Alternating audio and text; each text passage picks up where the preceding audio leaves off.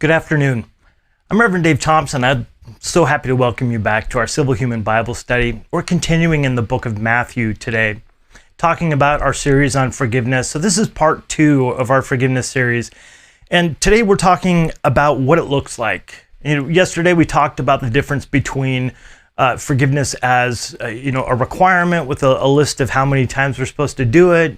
And today we're talking about, actually a lifestyle is the proper choice in that first series, having a lifestyle of forgiveness. And so we're in the second section, and we're going to take a look at an analogy of a king and a servant that Jesus shares in this story that'll help teach us what it looks like practically to forgive somebody.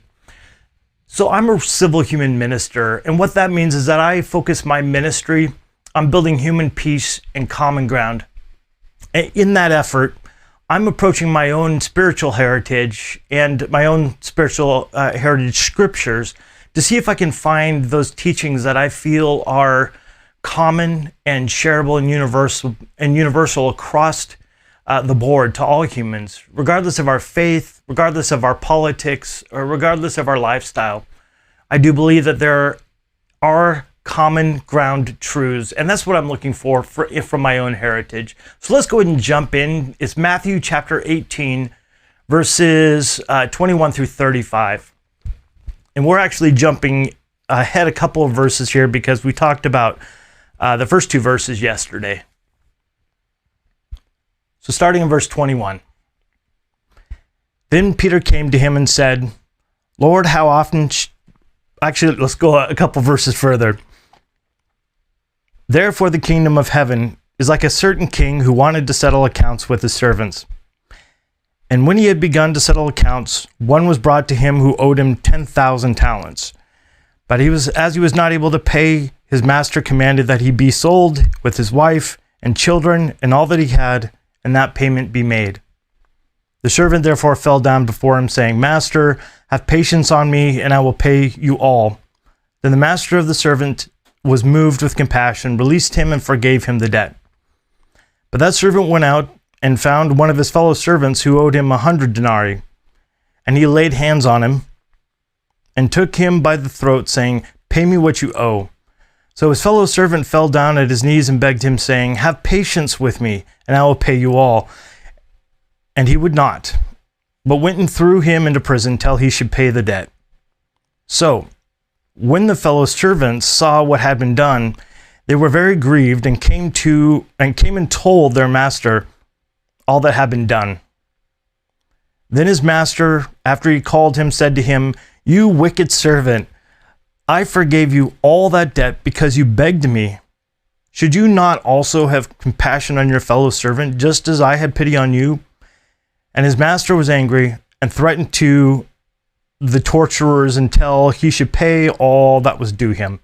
So my Father in heaven also will do to you if each of you from his heart does not forgive his brother his trespasses or sister. I was pretty excited to start this series on forgiveness. It's something that is surprisingly not talked about a lot in our society. It's not something that I see, in the news, because we're largely, especially these days, we are held to this expectation that we will seek justice at all costs. That if there is a wrong, we will exact every payment possible from this person. And there are times when justice is important. We need to have justice. We need to be able to enforce the common rules that we all agree to live by in our individual societies and nations. But forgiveness is different. Forgiveness, in my esteem, is the next higher step of justice. Justice takes care of meeting a wrong with a right, equaling the scales, putting the balance sheets correctly. Forgiveness is its own compassion and mercy. I love Gandhi as he said that in a land of an eye for an eye is a land of the blind. And that if we were to take each other's eyes, we'd be basically no one would have any eyes left. It's a little gruesome, I realize, but The idea is this, that yes, if we exact the justice from everybody all the time without forgiveness and just requiring justice, the problem is that we have all wronged somebody at some point. I know that's the case. I continue to do that. Hopefully a little less for my friends and of course, and absolutely for my spouse. But we all know that we have wronged people and that we need their forgiveness, not just the justice. We'll pay what's due, but there's more to it. It's ending the emotion of it. It's ending the requirements of it. So what does that look like? What is that in practical life? What does that look like? Of course, this is not quite practical life, and since this is a 2,000-year-old analogy, right? We don't have masters and servants these days, and thank goodness, and we're working to resolve that problem as we progress as a human species. But in this case, in this scenario, the culture at that time did have employment in the form of masters and servants. I do want to just slightly point out that although that sounds barbaric, in this society it was slightly different than what we understand as slavery. Not always, but most of the time, people who were servants of a master or of a house were always free to leave at any time. They were never required to stay there. Often they would take on a house or a master in order to pay a debt or in order to do justice, which is what we're going to see here in this passage. So let's take a look at this example. So we have got a king, right? He's settling the accounts, calling them all there. For those of you who are accountants, he's going through the accounts receivable and checking them off, saying we need to bring some more money in. Let's collect what that is owed us. And so this one servant comes before him. One of his servants, we don't know how or what fashion that he's in, but this servant owes him 10,000 bags of gold. Now, the point of that is that this is a huge amount of money. Gold, as it is now, was very valuable back in the day. And so it is clear that this servant owes a tremendous burden of debt to this king. And in that day, one of the ways that you could pay back somebody, if you didn't have the money, if you obviously didn't have 10,000 bags of gold, the only other way to do that was to go into a debtor's prison. And as you saw the word sold, he sold them, he and his wife and his children. What that meant is that they would be purchased as a servant of a house or of the master, probably the king, this master himself in this situation. And so they would become servants of this master in order to resolve that debt and to work until those debts were solved. And this was just a common practice back in the day. Obviously, we don't have much of that today. We do have employment. This kind of resembles a little bit of what's going on here. But nonetheless, this guy falls to his knees and says, please just have some patience with me. I want to pay it back, but I need some time. And so we hear this master who actually doesn't just give him some extra time and patience. He cancels the debt completely so that there is no payment plan. It's not like he said, okay, pay me over the course of 20 years plus 10 or 15 or 20% interest, which is what a lot of people would do these days. No, he completely cancels the debt. And so he releases them, and then the servant goes out and he finds one of his fellow servants, meaning as somebody who works for, either he worked for his same master or he worked for some other master. The point is that it's a comrade or someone on the same plane as he is on the ladder of society. And this guy owes him just 100 silver coins. Now, we're not talking bags, and we're not talking bags of gold. We're talking 100 silver coins, which may not even be a silver bag. So this, in comparison to what the servant was just forgiven by the master, this individual only owes him a penance, really, just not too much money. And he grabs the guy, throws him up against the wall, holds his throat, and says, if you don't pay me, I'll set you into prison. And so he does that. And then all of his fellow servants, of course, word gets around. That's just the way gossip works. And then they're all outraged because they know that the master forgave him this huge debt. And so, of course, the master comes and says, you know what, I'm throwing you into the jailers. But not only that, it's not just jail. We've talked about prison in this analogy all the way through, but this particular word are the torturers. And it's not clear whether that means physical torture or that just means being pressed to give up information and to work hard. We don't really know in this situation. But suffice to say that it was kind of a next level of punishment. So what in the world does this have to do with us today? Since it's 2,000 years old and we don't really have masters and servants these days.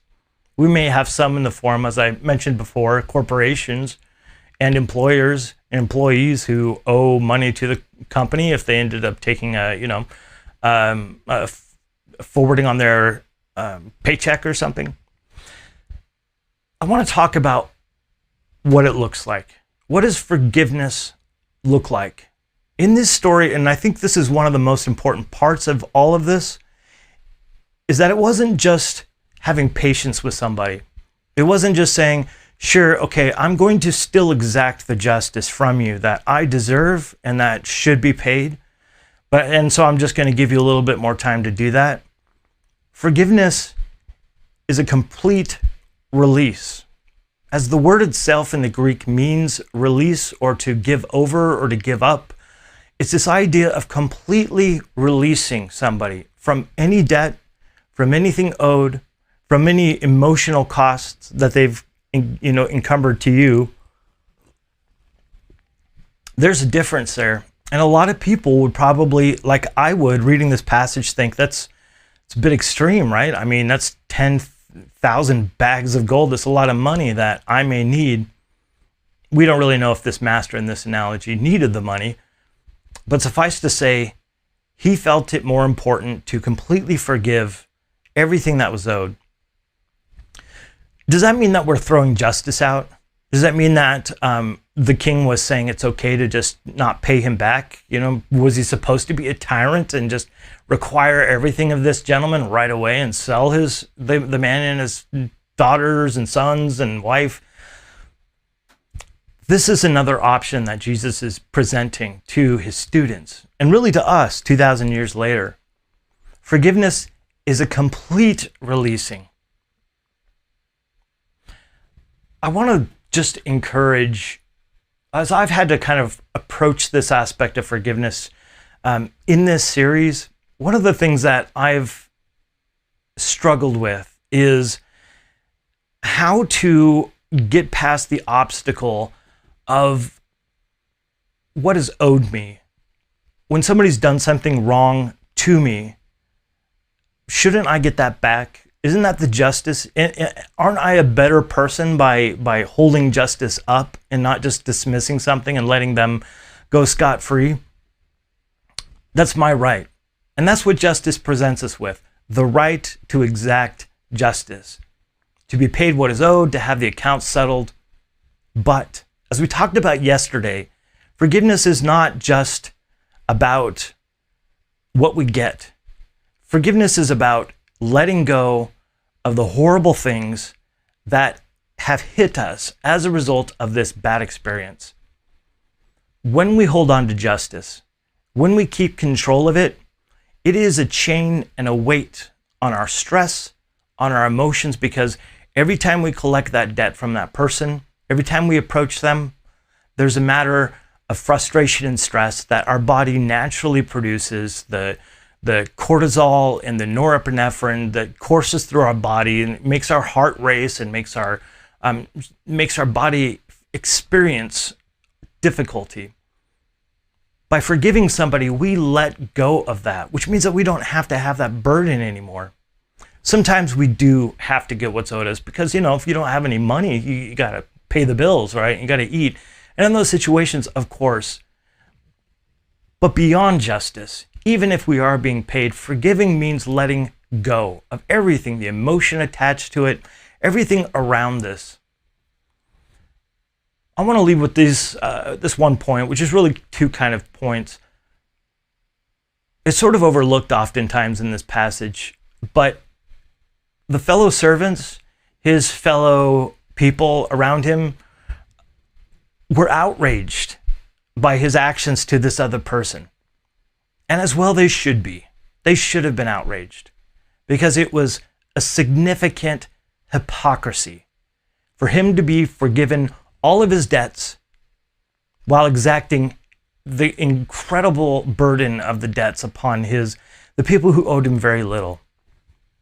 In our society right now, today, our spiritual leaders, our political leaders, our social leaders, many of them who have a life of exorbitant comfort have been forgiven via bankruptcy or however socially or personally it's done, have been forgiven substantial amounts. They have been given a tremendous forgiveness. And so it's frustrating for me as a fellow human being to see that those kinds of abuses exist, that these individuals who have been given so much in forgiveness of their debts, which means that other people didn't get to get paid. The hypocrisy is an important part when we don't forgive. People will become outraged. And the reason I bring this up because I want to emphasize the point that when we don't forgive, it has a cost. Not just to us personally because we're chained to the baggage and emotion of what just happened or the hurt or injury that's been caused, but it causes strain and pressure all around us because people will see it and it enrages them and it causes strife and it causes eventually violence if these things aren't dealt with, if these wrongs aren't righted. I might encourage you, as I've had to do in this particular study, really to examine the times that I've been forgiven. The times when somebody has either forgiven me a debt, a money debt, or has forgiven me because I was a jerk, or I was insensitive, or I just did something wrong. I can't even begin to count the amount of times that that's been done for me. And I'm sure you also, if you think back through your life, start counting and start thinking about the events that have been forgiven for you. And as I have begun to try to think about it too, I would encourage you to consider forgiving others. Because that's how this works in society. That's how we keep peace. That's how we keep love. It's how we keep from violence, by forgiving others. Yes, there are times when we need justice. Absolutely. And it is there for that reason. But for our sake, and for our society's sake, we need to forgive, to let go of these emotions, to let go of these baggages, to let go of the strife that comes from holding justice to its exactness. I want to thank you so much for joining me today. I really have enjoyed this particular series, and I'm glad that I slowed down and actually spaced this particular passage out over the course of 5 days. Thank you, Mike, for suggesting that. And I've been able to think a lot about forgiveness, and it really is an important part of our growth as a human being. And tomorrow, when we can continue in our forgiveness series, and until then, weekdays live at noon, I want to say that I love you. And I do hope that you choose to love yourself. It really is the only love that we have any control over in this world. And now I invite you to join me as we go about the rest of our day, loving and forgiving our neighbors the same way. Thank you.